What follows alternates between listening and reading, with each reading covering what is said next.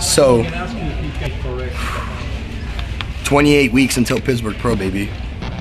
It's pretty wild.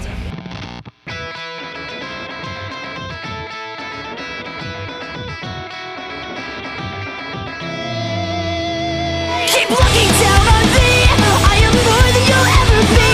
Cut me deep, but I won't bleed. You're gonna get me when I'm down. By all means, put me through hell and I'll make you see. I'll be your worst enemy. Try to get me when I'm down. Get me when I'm down. For the sinners, you're first in line. So go to hell and tell the devil I'm not that far behind. Fuck you with your decision, cause it's not mine. What goes around comes back around in time. You don't know shit, you don't know shit about me.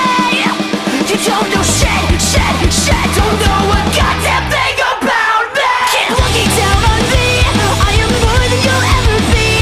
Cut me deep, but I won't bleed. You're gonna get me when I'm down. By all means, put me through hell and I'll make you see. I'll be your worst enemy. Try to get me when I'm down.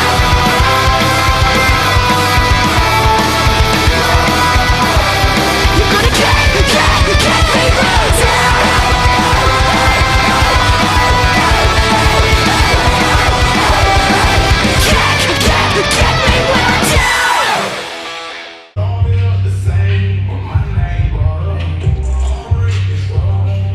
Yeah, by the way, the mini COD has wrapped itself up, but I kind of been getting leaner while getting bigger.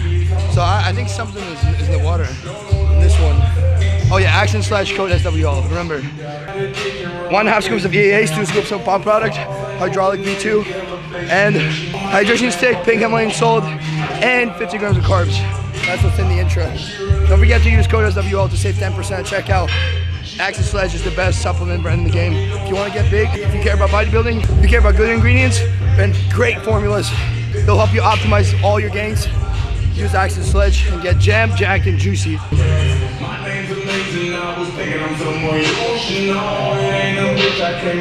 What's going on, dude? I'm actually pretty happy with this physique, especially after traveling. We're dialed, bro. We're dialed. I'll tell you guys all about it, so stick around. It's gonna be a fun-ass video. Hell yeah. I still bring my pineapple, though. All right, guys, we're at Chick-fil-A getting my post-workout meal. Pretty excited. God damn, man. I've been craving it for a minute, and I'm pretty hungry. The blinkers don't help either, so we gotta go. We gotta go. So can I do a Chick-fil-A grilled chicken meal? A regular bun with no butter? I'm just gonna get an entree of grilled chicken meal. That's it. We're here, right? Thank you. Yeah. Dude, why did it feel so weird ordering? Like, why is that gonna just? Yeah, what the fuck? And like, they killed the whole clip. Like, I was gonna be fucking roasting. Like, I was gonna be so funny, but they literally like they saw the microphone or something, and the fucking girl changed up for the manager so fast. All right, guys, so this is my go-to post-workout Chick-fil-A meal. So 30 minutes before this, I took GDA Plus from Action Sledge. You guys could buy this at actionsledge.com. Using code SWL will save you 10% at checkout, and you're also gonna support my journey. So they just came out, and actually I've noticed I've been looking a lot better. So take my word for it. You know, you don't have to believe me, but if you put in the work and you add all the supplementation to enhance the recovery and help you utilize the food optimally, you're gonna make some good progress. And every little percent matters when it comes to bodybuilding. So let's see what I got here. So I got one fry. So this is basically the naughtiest part of this meal. I'm eating this fry with a black truffle hot sauce. I want to put you guys on the sauce. I don't know if I've talked about this before, but it's probably one of my favorite sauces. It's definitely got like a unique taste and smell to it. And for the macros, it's fucking amazing. Like, you got 0 calories per serving. I mean, I guess it doesn't get better than that, right? Like, how maybe negative calories. We got that clenbuterol sauce. Now we got the fries, and we have 2 grilled chicken sandwiches. One I got with the multi-grain bun, and one with regular bun. So I'm gonna get this down. There's a good amount of protein in here, so I think 50 grams in total. Pretty clean. I guess less seed oils in this. in this one than the fried chicken sandwich. So, and obviously a little bit better macros. So I'm gonna down this along with 190 grams of pineapple. I didn't get my full dose of pineapple, but right there, close enough. So now, guys, I want to talk about my future plans and kind of a recap of the past week. As you know, the Olympia happened last week, and I got the privilege to watch the 60th anniversary of the Olympia. Big shout out to Dark Sport for actually allowing this to happen, because I was at the expo working for Dark Sport Friday and Saturday. So from basically from the morning all the way up to the evening, and I got to meet all of you guys, which was probably the most inspiring things that could happen to me, because sometimes there's doubts that come to you here and there, but getting that affirmation from the outsiders and having someone watching your journey is so motivating. And I never want to let you guys down, so stick around for the journey. We're gonna keep going up. Like as I said, they doubted us from the beginning, and we grew, and we're gonna keep growing, and we're gonna keep elevating, because we got the right people around us. So 28 weeks until Pittsburgh Pro, baby. It's pretty wild. It's time to get big. The plan is 12 weeks. I'm putting on the most amount of size. Right now I'm in really good condition. You guys probably saw I did a really good mini cut. I ended up dropping a good amount of weight, actually in Vegas, so it was the perfect ending of the mini cut. So we're gonna do a 10 to 12 week push after this to capitalize on the rebound, on my great insulin sensitivity, good appetite. So after the big 12-week push, we're gonna do a little maintenance phase for 6 weeks and jump into the prep. So I couldn't be more thrilled, because this is the time I can make the most drastic improvements, and how seriously I can take this time period is gonna determine how I do at the Olympia next year.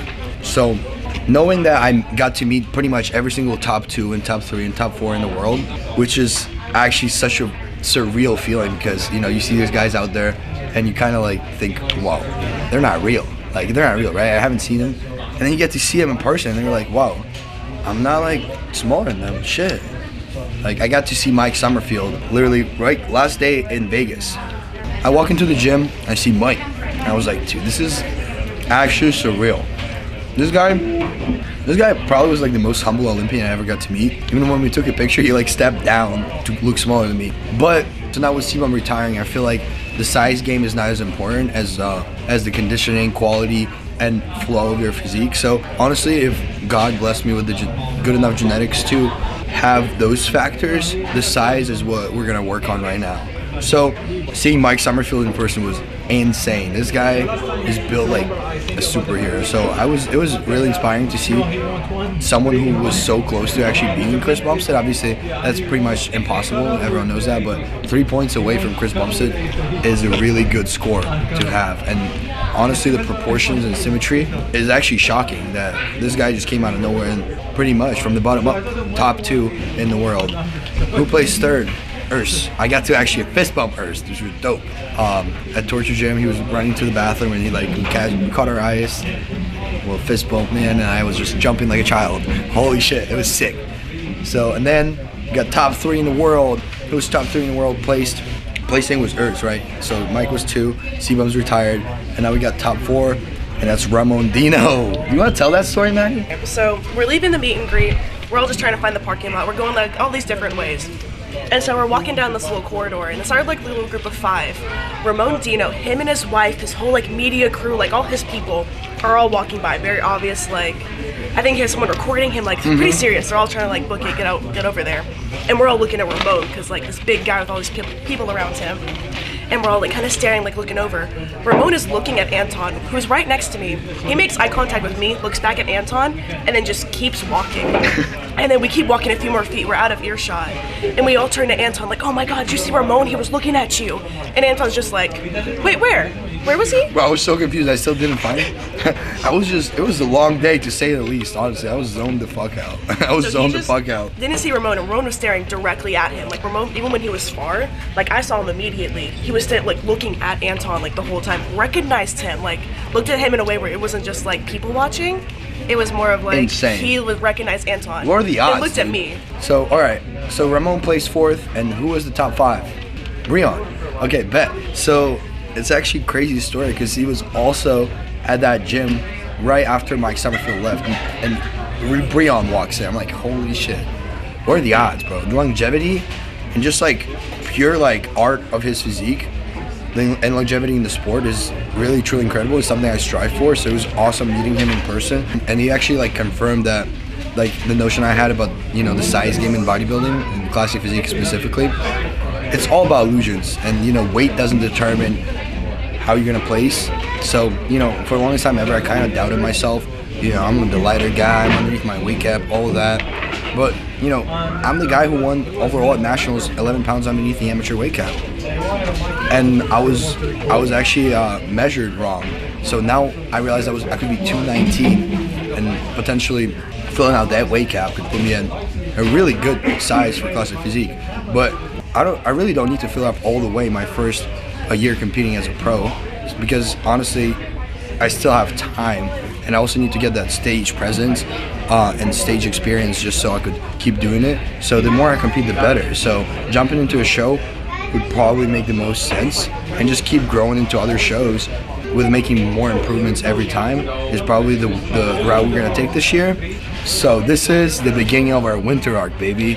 As I told you, we're starting our big bulk. We already got the Chick-fil-A on the table, baby. So now we're starting our boot camp, and we're gonna do everything in our power to perfect my off season, my prep, starting this fucking moment.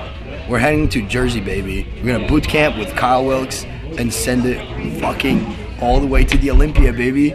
So from now on, I'm on it, and I'm not planning to slow down. This 2025 is going to be a great year for us, right? Also, Maddie, why are you not eating Chick-fil-A right now? I am a few weeks out from my pro debut, which I'm pretty excited about. I'm doing the Ben Weider Natural Pro. It's all the way in Virginia, so we're gonna be up in Jersey. Makes that super easy. Very first pro show, and it's the Ben Weider Natural, so I will be drug tested. So actually, they polygraph you, and then they drug test the top 2 placings. So I'm really excited for that, kind of see where I stand. But yeah, I'm excited. I just went pro over the summer. I'm one of the youngest in the league right now, so really just want to go prove myself, just see where I stand up, and then depending on my placing there, see where we go. Maybe do a few more pro shows, hopefully get a qualification. I mean, both of us being at the Olympia would be kind of crazy, but yeah. We'll Madeline is really, you know, she doesn't like to brag, but she has an amazing routine and a really amazing physique. She outsizes most of the competitors, so the odds of her winning are really fucking high, and I'm so excited for her and for both of us to be at the Olympia next year. So it's gonna be a pretty wild moment. Exactly a year from now, huh? Yeah. Oh yeah. Excited, yeah. I also wanted to bring up some other guys that I met at the, you know, Olympia, and guys who competed at the Olympia. So we mentioned Breon. I think Breon placed 5th to Ramon, right? So we got Josema, who I actually got to meet as well, which was a funny story. He's a really nice, chill dude from Spain, and it was dope because he was the one who actually acknowledged me and came up to me, and I kind of was like, holy fuck, because I was like, I see all the guys, like if I see an Olympian working out, I'm like, oh, I don't want to bother him, you know.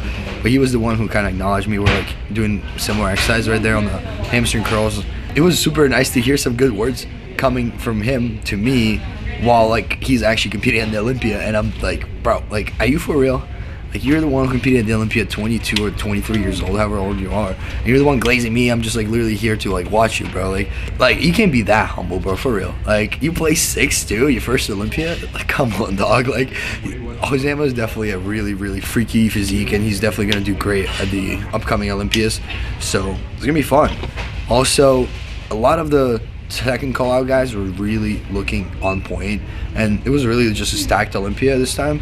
So we'll see when we're retiring, anyone could literally take the spot. One of the guys who we haven't seen and who's really is up there is probably be the contender before the second call out guys. It would probably be Terrence Ruffin, who's been actually putting on size since he's been competing at the Olympia at a pretty light weight. So he's taking his time to put on the size that he needs to actually dominate. So he's going to be at the top of his weight cap. So Terrence is going to be really filled out next year in 2025. And from what I've heard, me and Terrence are actually really good friends.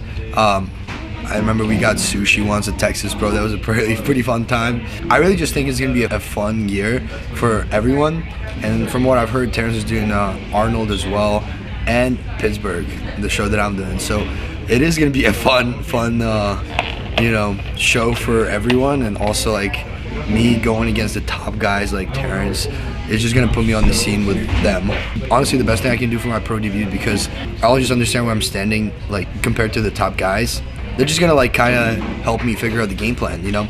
And I'm gonna step on stage with a much larger package than, you know, I was previously. So yeah, I have a lot of faith for next year, especially as I'm taking it super seriously. I think I can make really good improvement. You know, I'm super young, so I'll be able to make those improvements probably at a faster pace than anyone else, even the guys from the second call-outs who have been improving a lot.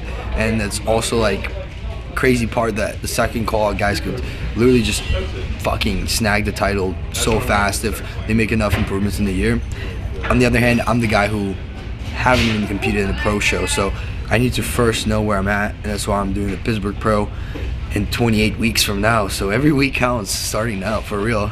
So we're gonna be locked in from this year's Olympia all the way to next year's Olympia. It's gonna be a fun year, and we're gonna absolutely dominate. A lot of people think being young is actually a disadvantage, not an advantage for classic physique, but in my case, I really got lucky with that thin skin all around. Also got the fucking cut, I'm gonna have to work on it. And yeah, I have really thin skin, like look at the shreds. We're literally like getting as lean as it gets, just chilling in the off season. So I have the muscle maturity and I have the, you know, the density, maybe not as much density, I need to build a little bit more of that, but I have that, the hardness and the look they're going for, with just being peeled to the bone and having like a lot of lines and detail that will just create that beautiful physique. And size is not the biggest contributor to that, and I just, you know, genetically got blessed with being able to get that peeled, have that grainy look at this age. And I think that's like an advantage that I have on a lot of guys who are even competing in the second call-outs, because a lot of them, they don't have that. So obviously they're a lot older than me too, so you know, I have some advantages, but before I step on stage I really can't tell where I'm at. So yeah, it's exciting, and I'm gonna keep you guys updated on this journey. We're starting the Winter Arc Series, as I said. It's time to get big, guys, and I'll take you along on the ride. Let's go. Just thanks for watching the video. Follow and subscribe. Support me on accentslife.com and @darksport. And I'll see you next one. Peace.